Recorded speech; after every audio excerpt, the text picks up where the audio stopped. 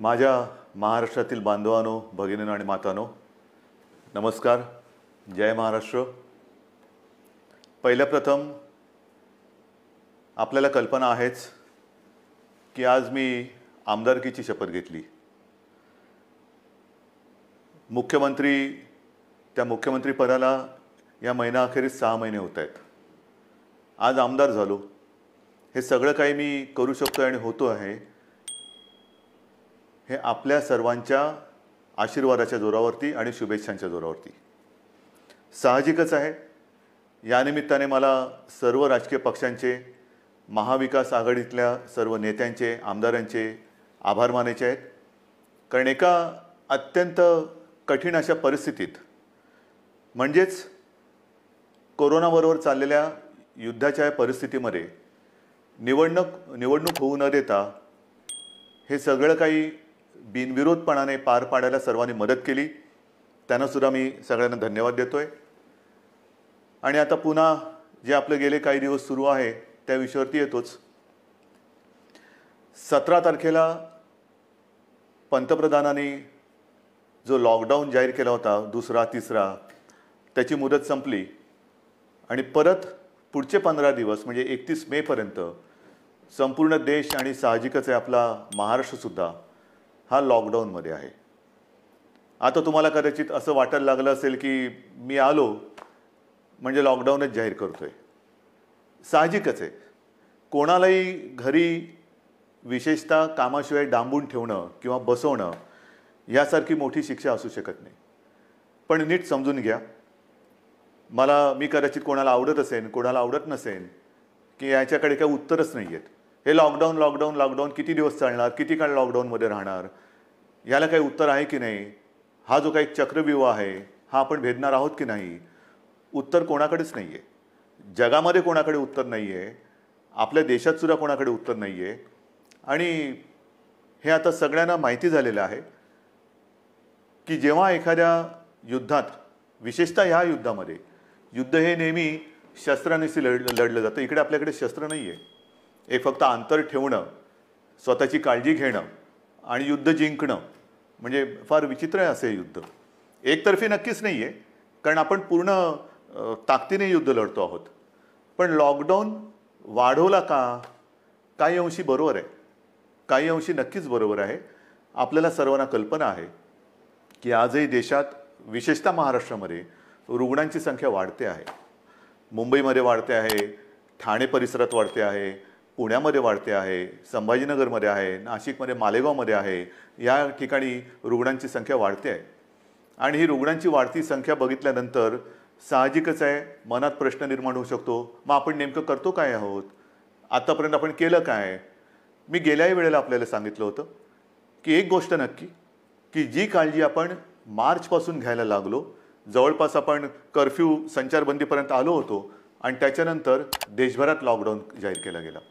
जर हे आपण केलं नसतं तर जो एक अंदाज आपल्या देशात, महाराष्ट्रात आणि मुंबईमध्ये किती आत्तापर्यंत रुग्ण झाले असते, किती आत्तापर्यंत त्याच्यात मृत्यू पावले असते, हा अंदाज नुसता बघितला तरी अंगावरती काटा उभा राहतो.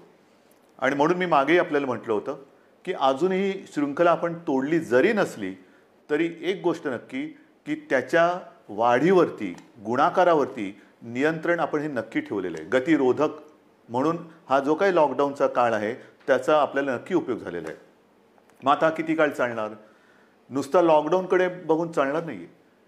रेड, ऑरेंज, ग्रीन, रेडमध्ये सुद्धा कंटेनमेंट एरिया, हे असे जे काही आपण विभाग केलेले आहेत. ग्रीन झोनमध्ये आपण हळूवारपणाने जवळपास सगळं काही उघडायला परवानगी दिलेली आहे, ती अजूनही देत आहोत. आणखीनही तिथले निर्बंध हे येत्या काही काळामध्ये आपण आणखीन शिथिल करतो आहोत. ऑरेंज झोनमध्ये सुद्धा ही शिथिलता आणलेली आहे. रेड झोनमध्ये विशेषतः कंटेनमेंट एरिया आहे, तिथे मात्र अजूनही आपल्याला शिथिलीकरण करणं हे परवडणार नाही, नक्कीच नाही आहे. उद्योगधंद्याच्या बाबतीत काय आहे?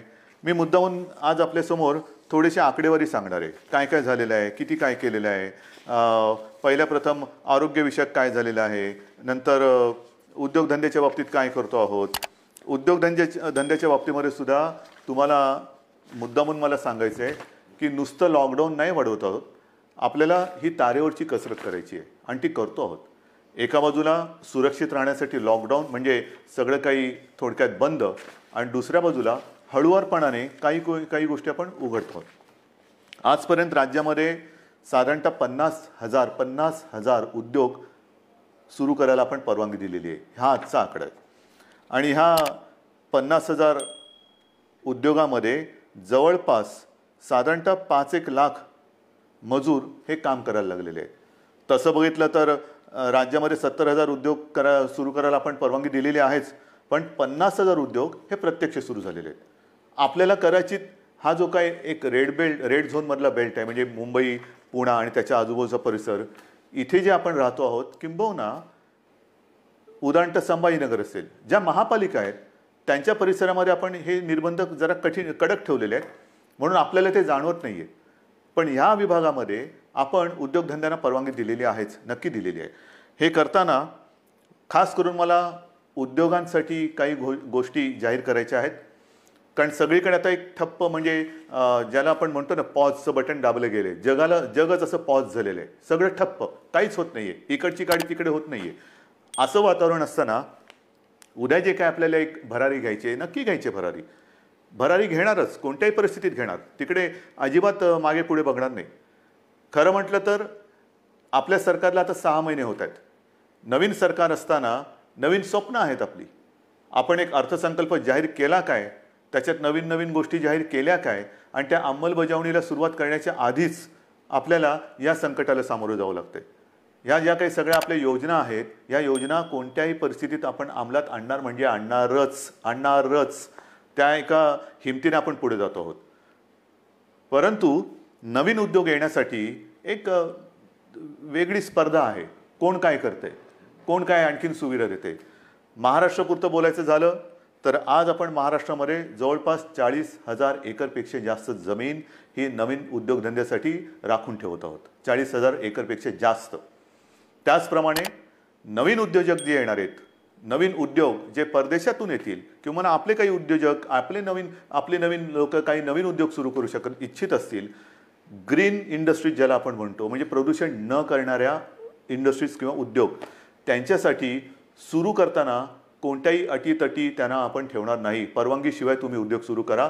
फक्त अट एक, प्रदूषण करायचं नाही, अजिबात करायचं नाही. प्रदूषण करू नका, चला उद्योग सुरू करा, या आम्हाला पाहिजे. महाराष्ट्र तुमची वाट बघतोय. महाराष्ट्र हा नेहमी एक उद्योगशील आहे, सुधारणावादी आहे. म्हणून आपण नवीन जे उद्योजक येत आहेत त्यांच्यासाठी या अटीतटीचा सामना त्यांना करायला लागणार नाही, असं धोरण आपण बनवलेलं आहे. या नवीन उद्योजकांनो, या महाराष्ट्रामध्ये या. त्याचबरोबरीने साधारणतः पुढचे काही दिवस, म्हणजे असं म्हणतात की ह्या कोरोनानंतर जग बदललं जाणार आहे. नक्कीच बदललं जाईल. कदाचित हे नवीन उद्योजक येणार असतील, ते म्हणतील आम्ही येऊ इच्छितो, पण आम्हाला तुमच्याकडे जमीन विकत घ्यायला आत्ता आम्हाला परवडणार नाही. ठीक आहे, तुम्ही या, भाडेतत्वावरती जमीन तुम्हाला देतो, भाडेतत्वावरती जमीन देतो. या, तुम्हाला मूलभूत सुविधा असतील त्या तुम्हाला देतो. अटीतटीचा सामना तुम्हाला करावा लागणार नाही. पण या राज्यामध्ये नवीन उद्योग पर्व आपण सुरू करू. आणि त्याचबरोबरीने मला एक सांगायचं आहे की आत्तापर्यंत जिथे हे उद्योग आपण सुरू केलेत, आणि असं काही नाही आहे की रेड झोन म्हटल्यानंतर आता आयुष्य आपलं रेड झोनमध्ये जाणार आहे. नाही, आपल्यासमोर 2 मोठी आव्हानं आहेत, नक्कीच आहेत.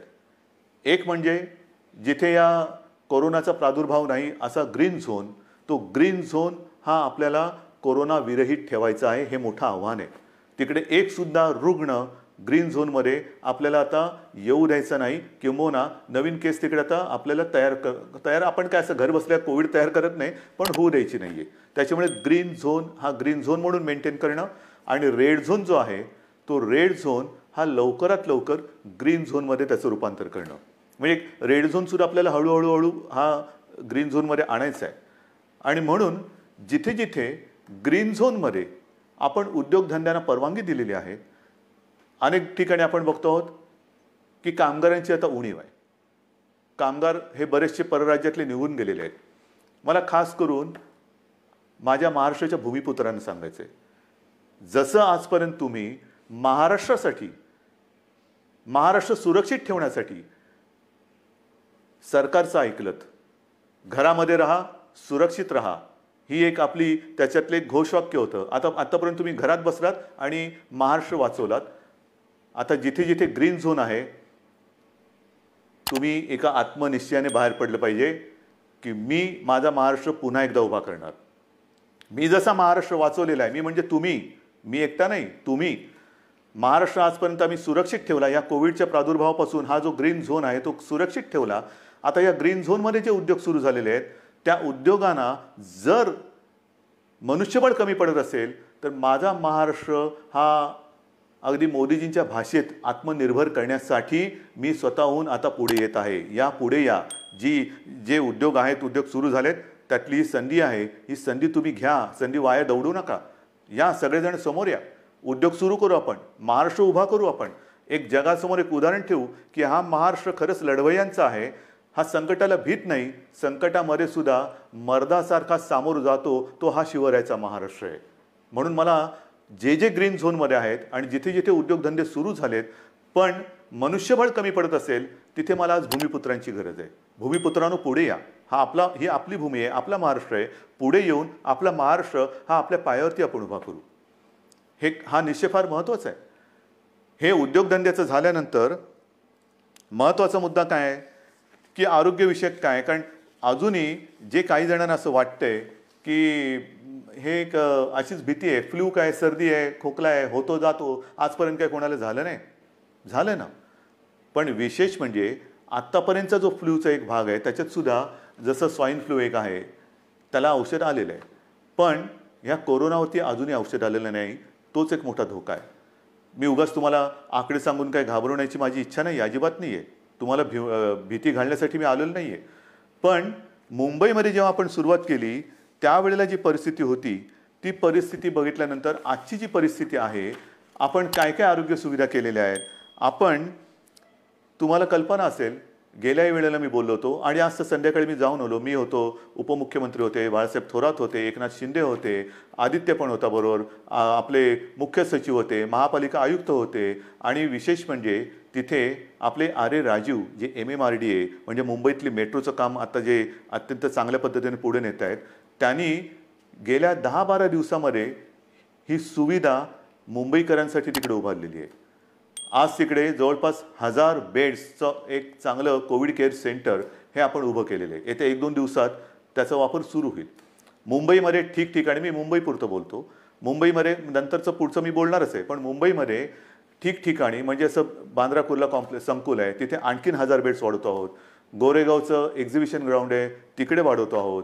रेसकोर्सवरती त्या पार्किंगमध्ये होत आहे. वरळीला डोममध्ये तर सुरू केलेलाच आहे. आणखीन 1-2-3 ठिकाणी मुलुंड चेक नका आहे, ठाण्यामध्ये आहे.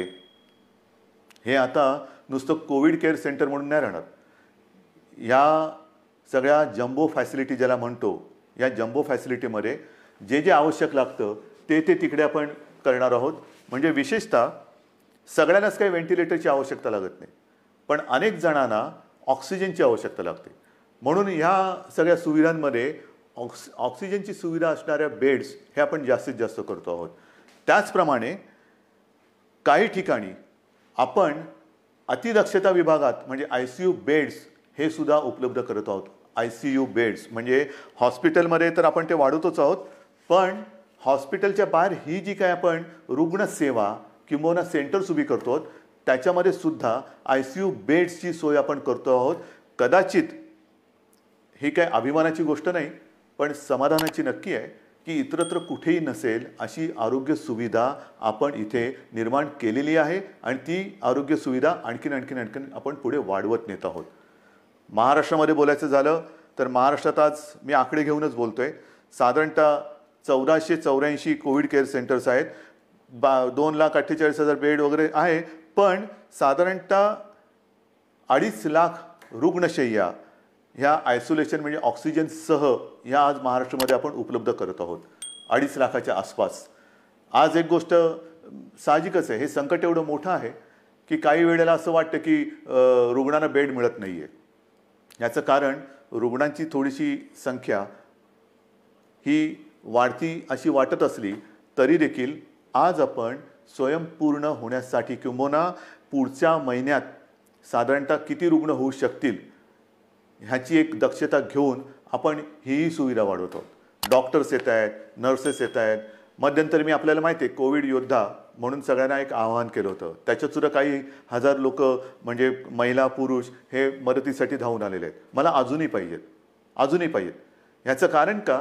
कारण नवीन सुद्धा जे आलेले आहेत ते आणि आत्ता आहेत ते, जसं गेल्या वेळेला मी आपल्याला बोललो होतो की पोलीस थकत आहेत, पोलीस आजारी पडत आहेत. काल परवा एका चांगल्या अधिकारीचा मृत्यू झालेला आहे. त्याच्यानंतर गडचिरोलीमध्ये नक्षलवाद्यांशी लढता लढता 2 पोलीस आपले तिकडे शहीद झालेले आहेत. हे सगळे ताणतणाव आहेत आणि ह्या ताणतणावामध्ये हे लोक आजारी पडण्याची वाट न बघता, मला तर कोणीच आजारी पडायला नको आहेत, आजारी पडण्याची वाट न बघता ह्यांना वेळोवेळी जर का आपण विश्रांती देत गेलो तर आपण सहजगत्या या संकटावरती मात करू शकू. म्हणून मला अजूनही कोविड योद्धा पाहिजेत. ज्यांची रुग्णसेवा करण्याची इच्छा आहे, तयारी आहे, त्यांनी सगळ्यांनी ह्या युद्धामध्ये स्वतःहून पुढे आलं पाहिजे. याचं कारण असं की आज देखील मुंबई असेल, ठाणा असेल, पुणा असेल, संभाजीनगर ह्या ज्या काही महापालिका आहेत तिकडे नाही म्हटलं तरी जो आपण कंटेनमेंट एरिया म्हणतो, म्हणजे जिथे एखादा रुग्ण सापडला तर त्याच्या आसपासचा काही परिसर आपण सील करतो. मग एक आपण साधारणतः शोध घेतो की याच्या अतिशय निकटच्या संपर्कात कोण आलेले आहेत, मग त्यांची चाचणी घेतो आणि त्याच्यानंतर आपण मग त्यांना क्वारंटाईनमध्ये किंवा लक्षणं जर असतील किंवा लक्षणं नसतील मग टेस्ट घेऊन त्यांना आपण आयसोलेशनमध्ये ठेवतो. किंबहुना जर लक्षणं असतील तर त्यांच्यावरती उपचार सुरू करतो. एका गोष्टीचं मला एक मुद्दामून तुम्हाला मला आकडा द्यायचा आहे की आज आपण एक आकडा बघत असतो की महाराष्ट्रामध्ये किती रुग्ण आहेत, मुंबईमध्ये किती रुग्ण आहेत. महाराष्ट्राचा आकडा तुम्हाला माहिती आहे, मुंबईचाही तुम्हाला माहिती आहे, पण ह्याच्यामध्ये रोजचा वाढणारा आकडा आपण बघतो, त्यातून बरे होऊन घरी जाणारा आकडा आपल्या लक्षात येत नाही आहे. म्हणजे साधी गोष्ट आहे, जर का मुंबईपुरतं बोलायचं झालं तर साधारणतः मुंबईमध्ये आज 19,967 रुग्ण पॉझिटिव्ह आहेत. पण हा 19,500चा जो काय आकडा आहे त्याच्यामधले साधारणतः 5,000 रुग्ण हे बरे होऊन घरी पण गेलेले आहेत. म्हणजे 19,000 वजा 5,000 झाले. दुर्दैवाने काही मृत्युमुखी पडलेले आहेत. याचा अर्थ असा की लवकर जर का आले आणि व्यवस्थित त्यांच्यावरती उपचार केला गेला तर बरे होऊन घरी जाणारे रुग्णसुद्धा आहेत. काही रुग्ण तर मी मागेही आपल्याला बोललो होतो की 80% आसपास रुग्ण हे असेही आहेत की ज्यांच्या टेस्ट पॉझिटिव्ह येतात पण त्यांना कोणतीही लक्षणे दिसत नाहीत. असे रुग्णसुद्धा आहेत. तर ह्या सगळ्या गोष्टीचा विचार करून आपण आरोग्य सुविधा वाढवतो आहोत, ॲम्ब्युलन्सेस वाढवतो आहोत. संपूर्ण महाराष्ट्रभर जिथे जिथे आवश्यकता आहे तिथे तिथे आपण ह्या आरोग्याच्या सुविधा वाढवत आहोत. आणि एका बाजूला या आरोग्य सुविधा वाढवत असताना उद्योगधंद्यांच्या बाबतीत सुद्धा मी सांगितलं की 50,000च्या वरती उद्योगधंदे सुरू झालेले आहेत. म्हणजे असं काही नाही की सगळं काही ठप्प होऊन बसलेलं आहे. जे अनेक जण मला विचारतात की काय हो महेर, तुम्ही लॉकडाऊन उठवत नाही, किती काळ असं बसायचं. मगाशी मी तुमच्याशी बोलत होतो, ह्याच्यात काय आहे, नुसतं सर्दी खोकला ताप तर येईल, आणखीन काय होईल, फ्लू काय कोणाला होत नाही असं नाही आहे. जे गांभीर्य आहे ते या गोष्टीचं हेच आहे की जे गंभीरपणाने आजारी पडतात त्यांच्यावरती इलाज नाही आहे. आणि एक क्षण असा धरून चाला की आपण लॉकडाऊन उठवून टाकतो लॉकडाऊन आजपासून. या सगळेजण इकडे तिकडे ये जा करा, काही करा. ही साथ जर का पसरली तर इतर देशामध्ये काय काय होते, ब्राझीलमध्ये काय झालं, ब्रिटनमध्ये काय झालं, अमेरिकेत काय चाललेलं आहे, इटलीमध्ये काय चाललेलं आहे, काय झालेलं आहे. मला हे कोणत्याही परिस्थितीत महाराष्ट्रात होऊ द्यायचं नाही आणि मी होऊ देणार नाही, अजिबात होऊ देणार नाही. मी टीकेचा धनी होईन. मी तुम्हाला मागेही बोललेलो आहे, महाराष्ट्रासाठी वाईटपणा घ्यायला माझी तयारी आहे. पण जे जे मला पटतं ते महाराष्ट्राच्या हिताचं मी करणार म्हणजे करणारच. आणि म्हणून जो रेड झोन आहे तिकडे मी अजूनही उद्योगधंदे पूर्णपणे उघडायला का देत नाही आहे की क्षणभर धरून असं धरून चाला की उद्योगधंदे उघडले आणि ही साथ त्यांच्यात घुसली. आजच मजूर आपापल्या घरी निघून गेलेले आहेत. म्हणजे उद्योगधंदे सुरू होतील आणि त्या मजुरांमध्येही साथ जर घुसली तर काही तर जीवानिशी जातीलच, आजारी तर पडतीलच. आणि मग त्यावेळेचा अघोषित जो लॉकडाऊन असेल तो किती काळ चालेल त्याचं उत्तर आपल्याकडे कोणाकडे नसेल. मग त्या लॉकडाऊनची वाट बघायची का आत्ता जे काही आपण हे संकट नाही म्हटलं तरी त्याचा वेग मंदावून रोखून ठेवतो आहोत, त्याचा पूर्ण अंदाज घेऊन हळूहळू टप्प्याटप्प्याने एक एक गोष्टी उघडत जायचं, हा विचार आपण करायला पाहिजे आणि तो आपण करतो आहोत. आणि तो जर का आपण करत नसतो तर तुम्ही एवढे सगळे जण या सरकारच्या सोबत राहिल्याच नसतात. इतर राज्यांमध्ये जाणारे जे मजूर आहेत त्या सगळ्या मजुरांची आजपर्यंत आपण अगदी व्यवस्थित काळजी घेत होतो आणि घेतली. दिवसातनं मी तुम्हाला सांगितलं की किमान 5.5-6 लाख मजुरांना आपण दिवसातनं 3 वेळा हे जेवण देतो. म्हणजे सकाळीचा नाश्ता ब्रेकफास्ट आणि दुपारचं आणि रात्रीचं जेवण त्यांच्यासाठी आपण या सगळ्या योजना करत होतो. पण बरेच जण असं म्हणायला लागले की आम्हाला घर जाना है, गाव जाना है. तेव्हाही मी त्यांना वचन दिलं होतं की तुम्ही चिंता करू नका, आम्ही इतर राज्यांशी बोलतो आहोत, केंद्राबरोबर बोलतो आहोत, जसजशी सोय होईल तसतसं आम्ही तुम्हाला तुमच्या घरी तुमच्या राज्यात पाठवण्याची सोय करतो आहोत आणि ते पाठवल्याशिवाय आम्ही राहणार नाही. आणि त्याच्याप्रमाणे आज जवळपास मला वाटतं 5-1 लाख मजुरांना आपण ट्रेननी आणि बसेसनी हे इतर राज्यात अत्यंत नियंत्रित पद्धतीने हे पाठवलेलं आहे, कुठेही खळखळ होऊ न देता. पण मला एक काय सांगायचं आहे की हे सगळे जे काही इतर राज्यातले मजूर आहेत रस्त्यावरनं चालत आहेत, अजूनही काही ठिकाणी आहेत, कशाला चालता, क्यों चल रहे? आपके लिए हम पूरी कोशिश करें, कोशिश नहीं, शुरुआत तो हुई है. ट्रेन से आप जा रहे हैं घर, बस से जा रहे हैं, तो ऐसे रास्ते पे मत चलो, रास्ते पे नहीं चलना. बीच में कोई फिर एक्सीडेंट कभी होता है, क्यों कर रहे हो ये सारी चीज़ें? आपके लिए हर एक राज्य के लिए ट्रेन की सुविधा शुरू हो गई है, बस की सुविधा शुरू हो गई है. आप जहाँ भी हो वहीं पर रुके. हमारे पूरे स्टेट में अलग अलग जिलों में डिस्ट्रिक्ट में कलेक्टर्स हैं, उनके सब साथी हैं, आपका इंतजाम वो कर रहे हैं, ठीक से कर रहे हैं. और जब भी ट्रेन की सुविधा, जैसे रोज़ाना कुछ ट्रेन चल रही है, कुछ उत्तर प्रदेश में जा रही है, बिहार में चल रही है, पश्चिम बंगाल में जा रही है, राजस्थान जा रही है, गुजरात जा रही है, जैसे जैसे वो आती जाएगी हम आपको भेज रहे हैं. बेताब ना होना, काही गरज नाही आहे. तुम्हाला आम्ही पूर्णपणे सुरक्षितपणाने तुमच्या राज्यात आम्ही सोडतो आहोत. आणि आजपर्यंत मी म्हटलं ना की एवढे मजूर हे महाराष्ट्रातून त्यांच्या राज्यात गेलेत, त्यांच्या घरी पोचलेत, बसेसने आपण पाठवलेले आहेत. आणि विशेष म्हणजे त्यांच्याकडनं आपण कुठे तिकीट्स नाही घेतलेली. मुख्यमंत्री सहायता निधीतून त्यांचा खर्च केलेला आहे. काही संस्था पुढे आलेल्या आहेत, त्यांनी त्यांचे पैसे दिलेले आहेत. त्यांना हे कारण हे गरीब आहेत, काम करणार आहेत, तळहातावरती पोट असणार आहेत. तळहातावरती पोट असल्यानंतर जर त्यांची रोजची मेहनत ही होणार नसेल किंवा काम मिळणार नसेल तर यांच्याकडे तिकिटाचे पैसे कुठून येणार? म्हणून त्यांना आपण आपल्या सरकारच्या माध्यमातून सरकारच्या खर्चाने आपण त्यांना पाठवत आहोत. हे झालं त्या राज्यात जाणाऱ्या लोकांचं.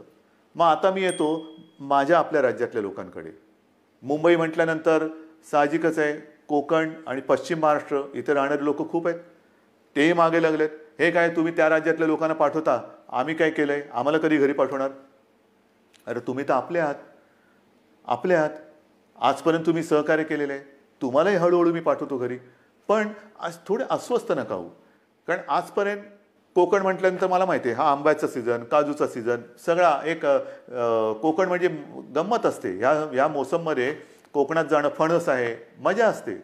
कोकणामध्ये जाणं हे या दिवसात सुट्टी, मग कोणाचे आजी आजोबा असतील, कोणाचे मामा मामी असतील, काका काकी असतील, सगळे नातेवाईक असतात, त्यांच्याकडे जायचं, गावातल्या घरात राहायचं, आंबे खायचे, गंमत असते. पण ह्या उन्हाळ्यात ती गंमत नाही आहे. मी आपल्याला सगळ्यांना मुद्दामून एक विनंती करतो की कृपा करून आपण तरी रस्त्यावरनं किंवा इकडून तिकडून असे जाऊ नका. कारण मुंबईमध्ये आपण काळजी घेतो आहोत, प्रत्येक जिल्ह्यात आपण काळजी घेतो आहोत, पण प्रत्येक जिल्ह्यात आरोग्य सुविधा ज्या आहेत त्यांची एकूण जर का मर्यादा बघितली आणि काही जिल्हे हे कोविड मुक्त आहेत, आज सुद्धा तिकडे प्रादुर्भाव झालेला नाही, ते आपल्याला तसेच ठेवायचे आहेत. जर आपल्याला लवकरात लवकर या लॉकडाऊनमधून बाहेर यायचं असेल तर पहिलं म्हणजे जे आपले ग्रीन झोन आहेत जिकडे कोविडचा प्रादुर्भाव नाही, हे जिल्हे हे विभाग आपल्याला ग्रीन झोन म्हणूनच ठेवावे लागतील. म्हणून आपण सुद्धा घरी जाताना असेच उठून निघू नका. आपल्याला सुद्धा जर जायचं असेल, खरंच पहिलं जायचं आहे का थोडे दिवस थांबून आपण जाऊ शकता, थोडा धीर धरला तर सगळ्यांनाच बरं होईल. आपण इथून तिथे जाणार, काही ठिकाणी जसं आता उदाहरण रत्नागिरी आहे, इतर काही ठिकाणी आहेत, इथे आपल्याकडनं काही गेलेले लोक आहेत ते पॉझिटिव्ह निघाले. झालं एक केस तिकडे आली, मग तिकडे पुन्हा ते कंटेनमेंट झोन आला, हे आलं ते झालं. म्हणजे आत्तापर्यंत जिकडे काही नाही आहे तिकडे हा सगळा नसता खटोटोप आला. तर म्हणून मला असं वाटतं थोडंसं धीराने जाऊया. एक नियंत्रित पद्धतीने जसं आपण इतर लोकांना पाठवतो आहोत परराज्यातले काही लोक आपण आपल्याकडे घेतो आहोत. आता तर परदेशातून आपल्याकडे येणारी लोक सुद्धा सुरू झालेली आहेत. हळूहळू आता जग हालचाल करायला लागलंय. असं काही नाही की सगळे ठप्प बसलेत. परदेशातली लोक आपल्याकडे परत येत आहेत. आपल्याकडची काही जी अडकलेली लोक ती परदेशात त्यांच्या देशात जात आहेत. रोजची थोडी विमानं सुरू झालेली आहेत. पण इथले तिथे आणि तिथले इथे आल्यानंतर क्वारंटाईन म्हणजे विलगीकरण हे फार महत्त्वाचं आहे. विलगीकरण, कारण आपण जर का कळत नकळत हा व्हायरस आपल्यासोबत नेत असू तर आपल्यापासून, मी जसं मगाशी म्हटलं ना की काही जणांना ह्याचा प्रादुर्भाव झाला आहे पण लक्षातही येत नाही एवढं चांगल्या पद्धतीने ते त्याचा प्रतिकार करतायत. म्हणजे लक्षणं नाही आहेत आणि कोणत्याही औषधाशिवाय ते बरेही होत आहेत. परंतु त्यांना जरी काही झालं नाही आणि होऊ नयेच तरी वाहक म्हणून ते काम करू शकतात. म्हणजे त्यांना काही नाही झालं आणि गेला घरी आणि कळत नकळत व्हायरसचा प्रादुर्भाव झाला असेल तर तो तिकडे दिला व्हायरस, म्हणजे तो इकडचा व्हायरस तिकडे गेला आणि जो तिथे नाही आहे तो पसरून ठेवला. म्हणून मला माझ्या खास करून कोकणातील बांधवांना, माता भगिनींना सगळ्यांनाच सांगायचं आहे, पश्चिम महाराष्ट्रातल्या सगळ्या बांधवांना भगिनींना सांगायचं आहे की कृपा करून घाई गडबड करू नका, अस्वस्थ होऊ नका. हे थोड्या काळापुरती ही परिस्थिती आहे, तिच्यावरती आपण मात करतो आहोत, मात करणार आहोत. आपले कुटुंबीय आहेत, आप्तजन आहेत, त्यांच्या सुरक्षेसाठी जर का आपण आपलं हे जाणं थोडंसं थांबवलं आणि काही दिवसानंतर जर जाण्याचा विचार केला तर महाराष्ट्रावरती, तुमच्या कुटुंबियांवरती फार मोठे उपकार आपले होतील. म्हणून कुठेही अस्वस्थ होऊन लगेचच्या लगेच जर जाण्याची गरज नसेल तर पुन्हा मी सांगतो की कृपा करून आपल्या घरी जाण्याची म्हणजे गावी जाण्याची घाई करू नका. आता पुन्हा मी थोडंसं एक सांगणार आहे की अनेक जण आता म्हणायला लागलेले आहेत की कोरोनासोबत जगायला शिका. म्हणजे काय करायचं? आमची तयारी आहे कोरोनासोबत जगायची, पण कोरोनाची तयारी का आम्हाला त्याच्यासोबत जगू द्यायची? कोरोना जर का तयार नसेल तर आपण कसं त्याच्यासोबत जगणार? पण हे जगणं जर का अनिवार्य असेल तर काही गोष्टी, म्हणजे कोरोनानंतर जग बदलेल, नक्की बदलेल. काय बदलेल? तर कोरोनानंतर आपल्याला जसं आपण म्हणतो ना की आजपर्यंत घरात राहा आणि सुरक्षित राहा, आता आपल्याला नवीन एक वाक्य घ्यावं लागेल. घरात राहा, सुरक्षित राहा हे झालं, पण घराबाहेर राहताना सावध राहा. नेहमी आपल्याला एक सावधानता बाळगायला पाहिजे. म्हणजे ओघाने आलंच हात धुणं. अनेक ठिकाणी मी असंच बघितलेलं आहे, कारण उन्हाळा आहे, घाम तर येतोच, मग आपण काय करतो, मास्क बाजूला करतो आणि हाताने रुमालाने तोंड पुसतो, बाजूला ठेवतो. तोच धोका आहे. पहिली गोष्ट, हात सतत धुत राहायचं. कारण नसताना किंबहुना शक्यतोवर तोंडाला, चेहऱ्याला हात लावायचाच नाही. कारण हा जो व्हायरस आहे अजूनही त्याच्यावरती संशोधन सुरू आहे. किती काळ कुठल्या पृष्ठभागावर तो किती काळ जिवंत राहू शकतो. समजा एखाद्याच्या शिंकेतनं, खोकल्यातनं, बोलण्याच्या एका त्या तुषारातून तो कुठे पडला असेल, त्याला हात लागला आणि तो कळत नकळत पुन्हा आपल्या डोळ्याला लागला तर डोळ्यातनं तो शरीरात जाऊ शकतो, नाकाला लागला, तोंडाला लागला. म्हणून ह्या ज्या काही गोष्टी आहेत ह्या आपल्याला अशाच ठेवून पुढचे काही दिवस, काही महिने हे सावधतेने राहावंच लागेल. या सगळ्या ज्या गोष्टी मी तुम्हाला सांगतो आहे, या गोष्टी ह्या फार महत्त्वाच्या आहेत. इतके दिवस तुम्ही जी शिस्त पाळली ती शिस्त मला थोडी जास्त पाहिजे, कडक पाहिजे. कारण आज देखील जो कंटेनमेंट एरिया आहे किंवा रेड झोन आहे, कारण नसताना लोक बाहेर पडत आहेत. नका पडू. त्याच्यानंतर अजून देखील धार्मिक सण, उत्सव, धार्मिक जमाव यांना कुठेही परवानगी आपण दिलेली नाही, देऊ शकत नाही. कारण जेवढी गर्दी होईल तेवढा हा धोका अधिक वाढणार आहे, अधिक पसरणार आहे. आणि म्हणून सावध राहामध्ये दोन हात अंतर ठेवून 2 हात दूर राहिलेलं बरं. तसं 2 हात दूर राहून एकमेकापासून आपल्याला राहायचं आहे. तोंडावरती मास्क तर लावायचा आहे, हात सतत धुवायचे आहेत. आणि सरकारच्या सूचना, म्हणजे 31 तारखेपर्यंत जरी लॉकडाऊन हा असा असला तरी हा गतिरोधक आहे. आजपर्यंत ग्रीन झोनमध्ये जवळपास सगळी बंधने आपण शिथिल केलेली आहेत. महत्त्वाचा मुद्दा, या ठिकाणी आता हळूवारपणाने काही दुकानंसुद्धा आपण उघडायला परवानगी देऊ येत्या काही काळामध्ये. कोणतीही गोष्ट ही सुरू करण्यापूर्वी आम्ही असं ठरवलं आहे, सरकारने असं ठरवलेलं आहे की जनतेला पूर्ण कल्पना द्यायची. कारण काही गोष्टी तुम्हाला कल्पना आहे, आपण उघडायला परवानगी दिली आणि ही जी काही झुंबड उडाली पुन्हा सगळं बंद करावं लागलं. काही देशांमध्ये हेही झालेलं आहे की लॉकडाऊन उठवला झुंबड उडाली, साथ वाढल्यानंतर पुन्हा सगळं बंद करावं लागलं. तसं नाही करायचं. आपल्याला शांतपणाने एखादी गोष्ट आपण सुरू करू, ती सुरूच ठेवायची. एखादी गोष्ट म्हणजे जसं मार्केट असेल, दुकानं असतील, आणखीन काही गोष्टी असतील, उद्योगधंदे असतील, एवढ्या शिस्तीने ते आपल्याला पुढे चालवायचे आहेत की एकदा सुरू केलेली गोष्ट पुन्हा थांबवण्याची वेळ येता कामा नये. आणि म्हणून तुम्हाला मी मध्ये सूचना देत राहीन. काही गोष्टी सुरू करण्यापूर्वी, जसं आता उदाहरणार्थ आज 18 तारीख गेली, जून महिना म्हणजे शैक्षणिक वर्ष सुरू होणार. अजूनही काही जणांच्या परीक्षा राहिलेल्या आहेत. परीक्षांचं काय करणार, शाळा कशा सुरू करणार, शैक्षणिक वर्ष सुरू कसं करणार, ऑनलाईन सुरू करणार का प्रत्यक्ष शाळा सुरू करणार, हे सगळे मोठे विषय आहेत. आणि कोणत्याही परिस्थितीत शैक्षणिक वर्ष आपल्याला वाया जाऊ द्यायचं नाही, जाऊ देऊच शकत नाही आपण. शाळा कशा सुरू करायच्या, त्याच्यात खबरदारी काय घ्यायची, शिक्षण कसं सुरू करायचं, शाळा कॉलेजेस आली, ॲडमिशन्स आल्या, कशा करायच्या, कुठे आपण काय करू शकतो, याही विषयी आपला विचार सुरू आहे. आणि माझी तर इच्छा अशी आहे की हे जे संकट आहे हे कोणत्याही परिस्थितीत आपल्याला पावसाळ्यापूर्वी संपवायचं आहे. पावसाळ्यापूर्वी हे संपवायलाच लागेल. कारण जून महिना सुरू झाल्यानंतर शाळा, कॉलेजेस यांचे प्रवेश, त्यांची शैक्षणिक वर्ष हे सगळं सुरू करावं लागतं आहे.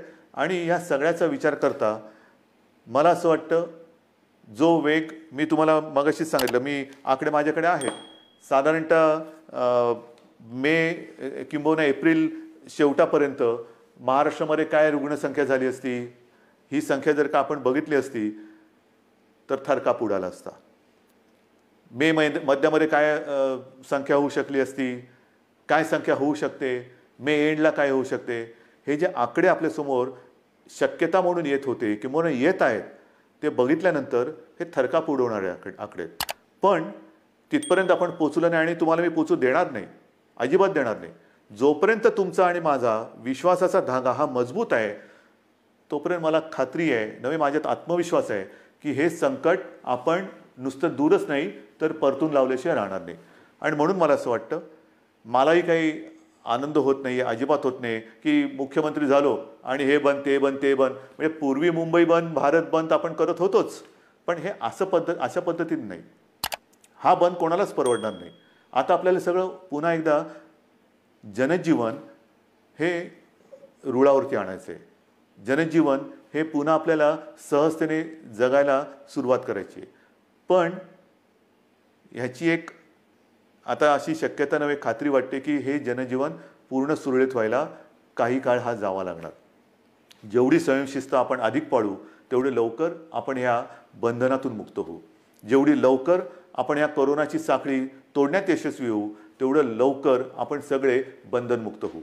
आणि म्हणून पुन्हा एकदा मी तुम्हाला सगळ्यांना विनंती करतो आहे की जे काही सरकार करतं आहे ते केवळ आणि केवळ कोणताही धोका या महाराष्ट्राला, महाराष्ट्रातल्या माता भगिनींना, बांधवांना होऊ नये, त्याकरता ही पावलं उचलत आहे.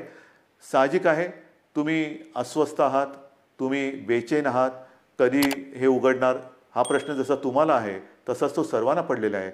पण जे काही करतो आहे ते केवळ आणि केवळ आपल्या सर्वांच्या हितासाठी करतो आहे. आजपर्यंत जसं तुम्ही सरकारला सहकार्य केलं तसंच सहकार्य याही पुढील काळात कराल अशी खात्री बाळगतो. आणि लवकरात लवकर ही साखळी तोडून आपण बंधनमुक्त होऊ ही आशा बाळगतो. जय हिंद, जय Maharashtra. Subscribe now and press the bell icon. Never miss an update.